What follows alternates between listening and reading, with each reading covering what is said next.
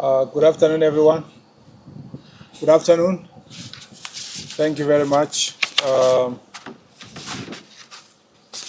going to be making a statement and then take a few questions on the state of the police reforms in Kenya.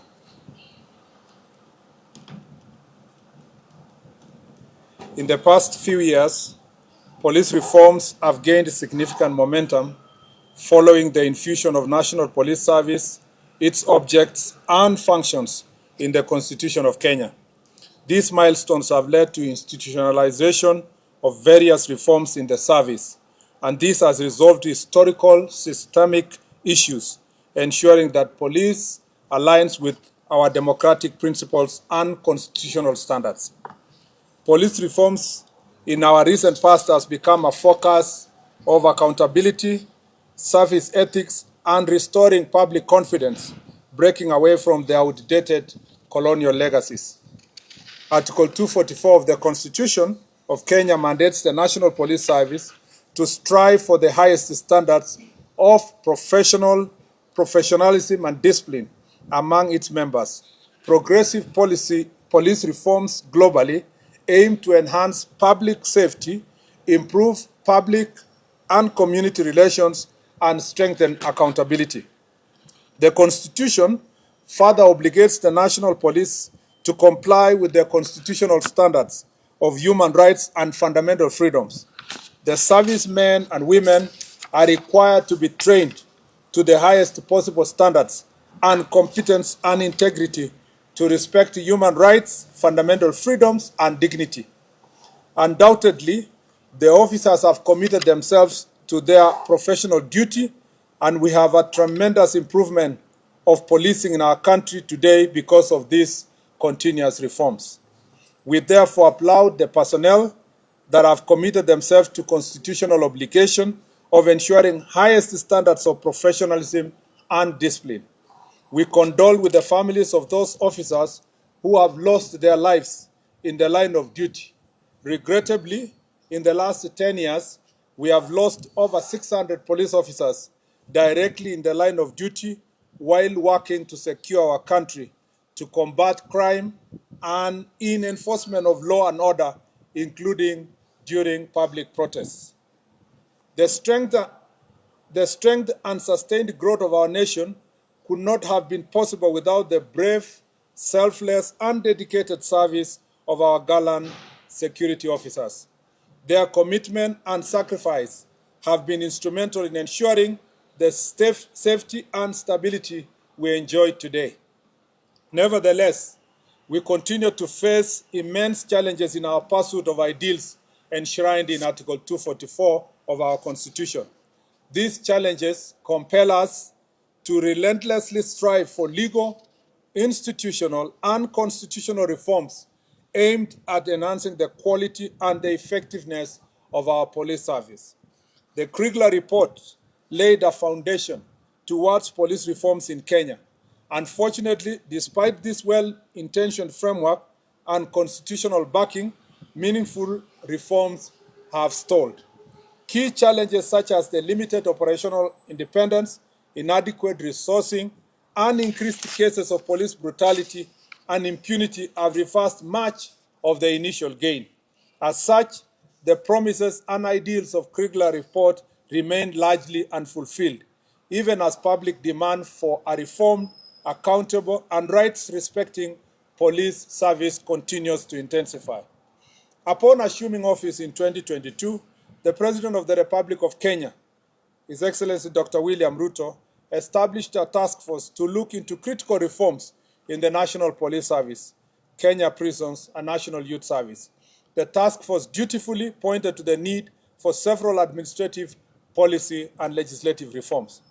Subsequently, on the 7th of March 2025, His Excellency the President entered a memorandum of understanding with the former Prime Minister, Right Honorable Raila Odinga, to promote and protect the livelihoods of young people and to guarantee the right to peaceful assembly and protest as provided for under Article 37 of our Constitution.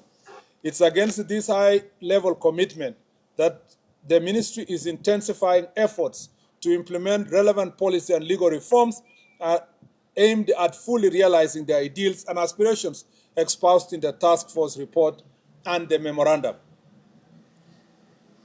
These reforms also come at the backdrop of President's decision to ensure, for the first time in the history of Kenya, that the National Police Service operates independently with its independent accounting officer. To further pursuit of recommendations made by the task force, a technical committee on review and development of administrative, policy and legislative reforms was formed on the 23rd of August 2024. The technical committee, through the various joint secretaries, held consultative forums with the primary stakeholders. Through these consultations and the proposals submitted to the committee, the following draft bills and new legislation were deployed. The National Police Service Commission Act Amendment Bill to provide for a more robust and independent police commission. The National Police Service Act Amendment Bill to provide for improved working conditions, salaries, terms of service of the police officers. Further, to address issues of political interference, corruption, inadequate training, and structural challenges within the service. 3, Independent Policing Oversight Authority Amendment Bill to provide for further legislative framework, strengthening of IPOA to undertake its constitutional mandate. And then 4, the National Youth Service Amendment Bill to address wider strengthening of NYS with respect to logistical mobility and equipment. 5, Public Order Act Amendment Bill to provide for better management and enforcement of public law and order in the exercise of right of assembly, demonstrations, picketing, and petition under Article 37 of the Constitution. The National Forensic Science Laboratory Authority Bill to provide for further support on the modernization efforts, including establishment of a National Forensic Laboratory to create 10 specialized units to handle different aspects of forensic science. The National Police Service Veterans and Fallen Heroes Bill to address various aspects of welfare of the veterans and the support system for families of the fallen soldiers. All these bills are in the final stage before they can be presented before Cabinet and then tabled in National Assembly and the Senate. As highlighted, it was not always the norm for the police that the police were held accountable for the actions in extrajudicial cases of police brutality.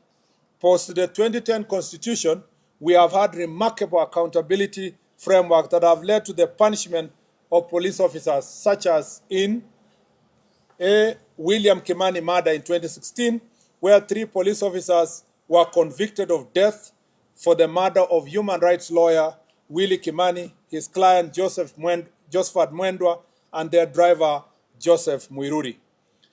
B, Baby Samantha Pendo case of 2017, where 4 police officers were charged with the murder of 6-month-old baby Samantha Pendo, who was killed during post-election protests in Kisumu in 2017.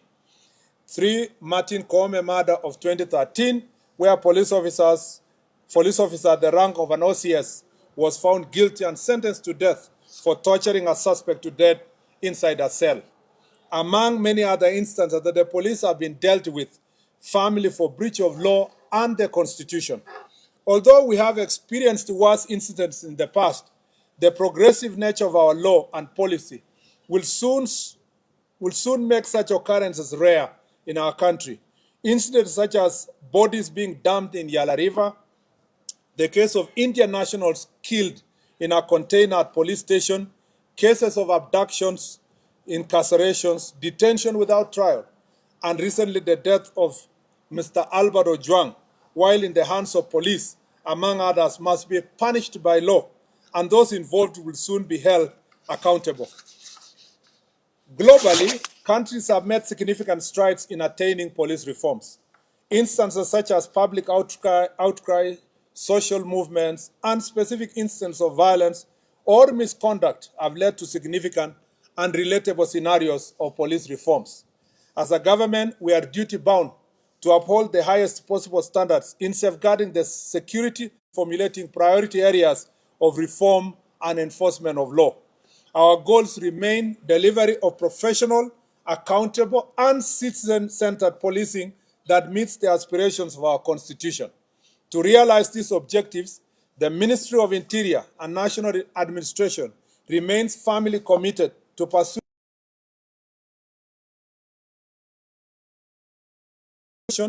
policy and administrative reforms and of international best practices. Upon consultation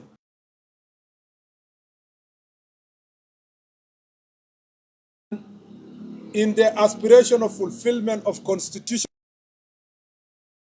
4, I have today directed the implementation of the following policy reforms framework in the National Police Service.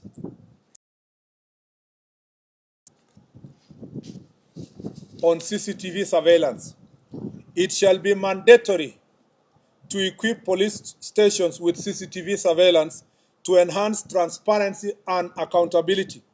All the police stations currently standing at 1,209 shall have CCTV surveillance within the next 2 years. We shall be making proposals to Parliament to enact laws that criminalize tampering with CCTV cameras. The surveillance system shall be in the custody of the officer commanding station, and the said officer shall be required to ensure that the system is always functioning, and instances of fault, it shall be reported within 1 hour through the established chain of command. The CCTV shall have an external backup system. It's important for Kenyans to know that the current stations that have CCTVs are not CCTVs that are sanctioned fully by the National Police Service. It was the initiative of the individual police station, 9 police stations, identify areas for improvement. Working together with civil society, religious leaders, and other stakeholders, we shall ensure regular audits and evaluation with awards to the best police officers, police stations, among others. We are creating systems that evaluate officers' performance based not just on enforcement metric, but also community relations and adherence to requisite ethical standards. This framework shall establish both the criteria for reward and sanction of respective police officers. 5, training and education. I have directed the establishment of continuous professional development training on all officers, beginning with the OCSs, who shall be required to undertake minimum training annually on set of constitutional standards of the National Police Service, as shall be developed in the curriculum. This marks the first step in restoring professionalism, discipline, and service excellence across all ranks. To achieve this, we shall work closely with the National Treasury and Parliament to ensure adequate resources are allocated. It is unfortunate that whenever budget cuts strike, training is often the first casualty. We are also forging partnership with development partners, public benefit organizations, and other stakeholders to sustain this initiative. In our upcoming police recruitment drive, we shall include a specific cadre of specialized officers to infuse fresh talent, professionalism, and modern policing standards throughout the service. All these reforms will be centralized for oversight and implementation at every police station, directly under the responsibility of the officer commanding station. It is important to note that in the command and structure of police service, the OCS is the ultimate officer in charge of all activities related to enforcement of law and order at the police station. All the other superior structures exist for the coordination and command of the National Police Service. It is therefore our intention to implement, monitor, and evaluate aforestated reforms of the police station. Our intention is to make our police stations centers of excellence. It's important for all of us to know as Kenyans that just the way we say in elections, the polling station is the final place of voting. The police station is the final station of reporting any crime in the National Police Service, and therefore, every person, including senior officers, even the minister, everybody else has to always go back to a police station, and therefore, we want to make the police stations to become the center of excellence. We shall make the respective budgetary adjustments to prioritize these reforms among other modernization strategies in the forthcoming and subsequent financial years. We shall also pitch for support of these priorities from our development partners to ensure efficient and effective implementation of these reforms. As we relentlessly advocate for appropriate conduct by the police, there must be a reciprocal emphasis on the responsibility of citizens to show respect towards police officers as they discharge their lawful duties. Just as police officers are held accountable and subjected to public scrutiny, citizens too must accept that their actions are not beyond reproach. We are extremely concerned by the increasing instances where police officers have come under unwarranted attacks while executing their lawful duties. These challenges must not be ignored, and they point to a broader need to foster mutual understanding, accountability, and respect between the police and the public. In some instances, the nation has watched in disbelief as individuals forcefully entered protected areas such as parliament and police stations, with incidences such as burning police vehicles and destruction of government installations. Equally alarming are cases involving mob justice, acts of banditry, and illegal possession and public display of firearms. Such acts not only threaten national security, but also undermine rule of law.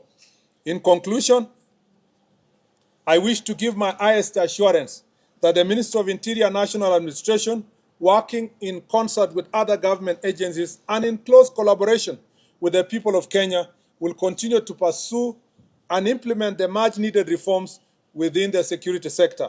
This process will be progressive and guided by the constitutional values, best practices, and the unwavering pursuit of justice and professionalism. I thank you.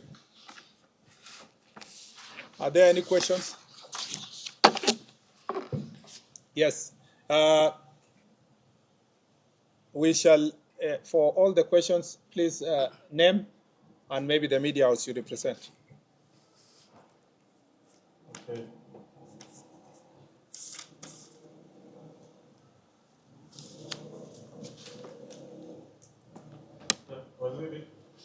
My name is Sidney Chazima from TV47. And my question goes to what you just mentioned right now. You say that even the most highest ranking police officer has to report to a police station if there is something, even a complaint. In the run-up to the death of Albert Ojwang, we've heard that the DIG Lagat had a complaint about it.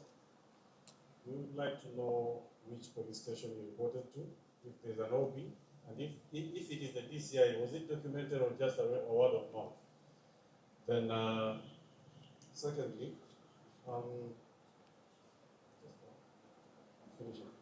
what was the complaint about? We have not been able to trace the comment or even screenshot of what Albert was being accused of.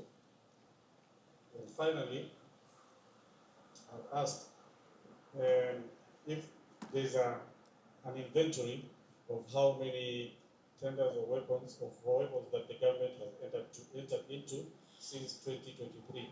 Now that there's a complaint that weapons from Kenya have made their way to neighboring countries. Thank you. So just take one question from each so that you allow others to ask us questions. Yes, I will take 3 questions at a go. Jina langu ni Laban Shabani kutoka NTV. Bwana Waziri, umetaja kwamba pia maafisa wa polisi wamefariki wakiwa kazini. Lipo suala la wajane wakifuata pensheni. Kwa hivyo yapo malalamishi kuhusu wajane wa maafisa wa polisi ambao wamekwisha fariki ama wamekwisha staafu ambao wanafuata pensheni ila hawapati. Asante. Yes. Good afternoon, Waziri. My name is Stephen Leto from Citizen TV. My question goes to the CCTV installation to over 1,000 police stations across the country. What is the financial implication that you are looking at? And if you are talking of development partners, who are these development partners that you want to, delegate a primary duty of installing CCTVs in the police stations in the country? Thank you.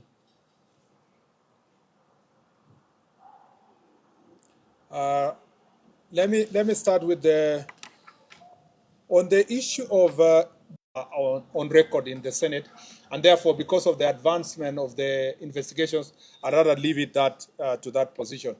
On the issue of on the question of tender for security, I think first of all, as the Republic of Kenya, we cannot stand here or at the ministry or even IG. You will never get that information you are looking for, where you stand and come and say, we have this number of ammunitions or we have this number of this. It's not possible for any country in the world to go and announce this publicly to any person, because that is a highly classified security issue. However, I know where you are going. Your question was related to what was in the media about munitions and issues of other countries. I think my responsibility is issues related to internal security. That's why it's called Minister of Interior. So I have my responsibilities only confined to issues that are related to security in our country. Other issues that are happening between Kenya and neighboring countries or other parts of the country are better addressed through foreign affairs, not internal issues. I'm confined within the boundaries of our country insofar as issues of security is concerned. On the issue of swali nzuri limeulizwa na Laban kuhusiana na pensheni ya maaskari wetu. Ninajua ya kwamba kumekuwa na shida, si kwa upande wa askari peke yake, lakini public service wote wakijaribu kupata budget ya kuhakikisha inalipa mambo ya pensheni. Lakini uliposikia vile nilisoma baadhi ya mabadiliko ama reforms ambayo tunafanya inahusikana na Veterans Bill, nia yetu ni kuhakikisha kwamba through that Veterans Bill tutakuwa na njia mwafaka ya kuhakikisha kwamba wale wanaondoka kutoka ofisi wanalipwa haraka, na pia sio wenye wanaondoka peke yake, wale wanapoteza wapendo wao wakiwa kazini watakuwa wameshughulikiwa ipasavyo. Ndio unaona hiyo Veterans Bill ndio moja ya yale sheria ambayo nilisoma ambayo tunataka kupitisha ifikie bunge, ili tukue na njia mwafaka ya kuhakikisha muda ambayo inahitajika kulipa pension na mambo mengine. Hata hivyo, kupitia bajeti ambayo National Police Service imepata, kumekuwa na bidii kwa upande wa National Police Service kujaribu kulipa wale ambao pension yao imekaa sana kadiri ya uwezo wao kupitia ile bajeti ambayo tumepewa na bunge. Kwa mambo ya financial implication, I want to say that we will leverage on the working relationship we have with the Ministry of ICT and with the support of also CAK, Communication Authority of Kenya. We are going to forge this partnership, which has been ongoing between us and these institutions, to see how we can install these CCTV cameras within the next 2 years. The ultimate budgetary allocation will be determined by the working partnership we have put in place. I need to say that we are not saying we are abdicating this responsibility to our development partners. And I am very clear in my mind that it is not the responsibility of the development partners to do so. It is us, but we leverage on the working partnership that are already existing. Some of the partnership are between us with the UNDP, which is already ongoing partnerships, between also us and the World Bank, between the government and the government of UK, and between the government and European Union. These are existing partnerships that are cut across ministries. But particularly for this ministry, we want to retrofit the programs that we have been having with them and see if we can urgently put some of the already committed resources towards making the police station a center of excellence and making it mandatory for all these police stations to have the CCTV cameras. I also needed to say that it is not just enough to talk about the CCTV. We are speaking about police stations that have very old infrastructure. Some of the police stations are actually colonial infrastructure. So it requires also building of the infrastructure itself. And again, through our Jukwaa la Usalama and our engagement with national government Constitutional Development Fund, we've been seeing ways of ensuring that we modernize most of these police stations, because you can also may want to put new ICT materials, the laptops, the CCTVs, and the Wi-Fi and so forth in an environment that has very old infrastructure or even barely existing infrastructure. Some of the police stations are Mabati police stations and so forth. So we will want to, as we work on the accountability and transparency in the police stations, we want to ensure that we build on the infrastructure within the police station. The last three questions. Yes, when I was saying my name is Steve Radio, there's been a clamor and push from a section of Kenyans for the DIG Lagat to step aside, and some are even threatening to put the street for tomorrow.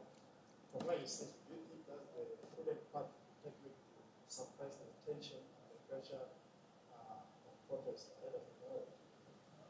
Thank you. Mr. CS, my name is Winfrey Owino from KTN. You've mentioned digitization of current books. And this is not something new. We actually had of it first time in the previous regime. So what is the progress with what the previous regime had started? And what really is the update based on what you had told us before as the ministry? Thank you. The last one, if any, and if none, then I appreciate. Good afternoon. I'm Camila Lunani from K24. And I was asking, or many Kenyans are asking, when will this end? Like, when will the police brutality end? So that Kenyans can have trust in the police with their lives, with certain issues that they may be going through. Can we believe that the police will take care of us?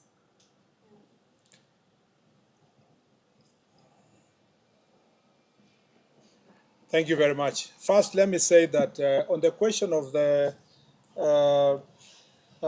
first question by Eric was in relation to the role of the DIG in the question of the issue to do with the murder of Mr. Albert Ojwang. I'd like to say that, and whether or not he should resign. I'd like to say that the investigations, as I've already said earlier, are going on with IPOA. IPOA is doing its part in terms of investigations.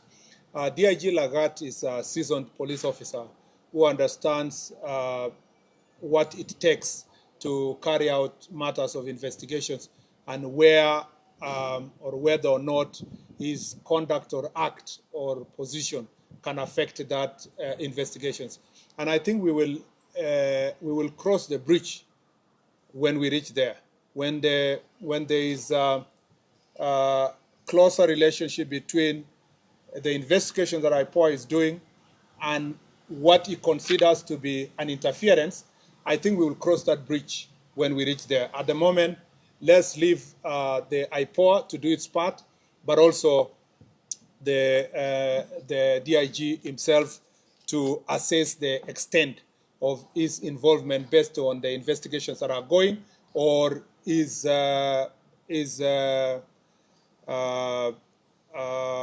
position vis-a-vis the investigations, and then make that decision when we cross there.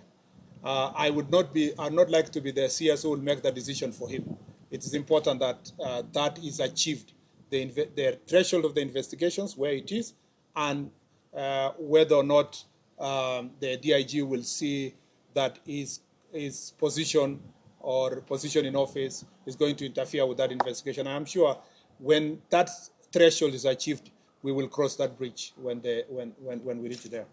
On the question of digitization of OB, this has been a long time promise, and I agree with you that it's been a promise from previous administration to now. We want to move it from promise to reality. And we know the reasons why this is serious is because if we have a digitized OB, it will help us to make sure that any reported incident can be tamper-proof. It can also be tracked to ensure that whether or not someone wanted to interfere or change the position of a particular reporting that was made. So we will not have a situation where like we saw in the other incidents, that somebody had reported, there is allegations that the report was changed and so forth. So digitized occurrence book really help us a great deal. And I have now given timeline. Maybe in the past there was no promise of timeline. I've given in the next 1 year, we would like to see a digitized occurrence book. And then lastly, Camilla has asked a very important question. When will police brutality end? We would like to see that police brutality ends now.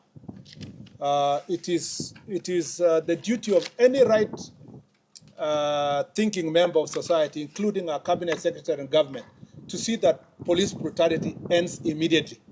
Because it is not right that police stations, for example, or police officers who are expected to protect the citizens are brutalizing citizens. But as you know, reality on the ground is that this is an area that governments and countries all over the world have struggled with over time. Even the most advanced democracies, like the case of the US with the George Floyd a few years ago.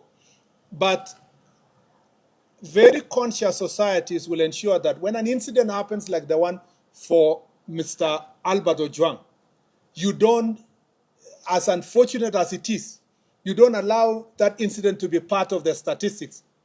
It's also an opportunity for us to rise up and say, what else can we do? Like in the instance that we have proposed here, what else can we do to make the police station safe in respect and honor of those who have suffered, like the case of Albert Ojwang? That way, we can put meaningful, we can have meaningful results based on the otherwise negative and terrible incident. We can be able to turn around and say, so that doesn't happen to any other citizen, this is an opportunity again to up our game in terms of reform. But if you ask me, this is an area that is long overdue. But as I read in my statement, we've made significant improvement from 2010 when we promulgated our new constitution, and we can do even far much more. But I also need to ask our citizens that we need to support each other. We need to support the police officers. If you are like the case that happened the other day, somebody's outright assaulting a police officer, you know, insulting a police officer, provoking. You are holding a machete. You know, you saw the case of Nakuru, someone having a panga and showing directly to the police officer. And we are all as Kenyans not enraged as if a police officer had shown or pointed a gun to a civilian. It should apply both ways. And I request you in the media, please stop profiling criminals and calling them protesters. I saw in one of the media houses the other day, somebody's announcing, saying, oh yeah, some of the protesters have burned vehicles, some of the protesters have looted. How do you still give them a constitutional status of Article 37? Protesters are expected to be civilized people who are making a statement, not the ones who are burning vehicles, looting shops, attacking civilians, throwing stones at the police officer, burning police vehicles. We have very few police vehicles, but many of them have been burned in this instance. Burning a police station, invading parliament. I am yet to see a media house that calls out all those who invaded parliament. In any civilized society in the world, anybody who invaded parliament would have been called a terrorist, straight, in many countries. But here in Kenya, we are still saying peaceful protesters invaded parliament. How can invasion and peaceful survive on one sentence? It must prick our conscience that See, you've seen protests in other parts of the world, people marching peacefully along streets and making their statements. And that's why part of the law that we are proposing is to create an opportunity for public order to give people the space to do protests in an environment that is peaceful and that is respect constitutional responsibility of every one of us. Asanteni sana, and God bless you. Thank you very much. Asante sana. Thank you.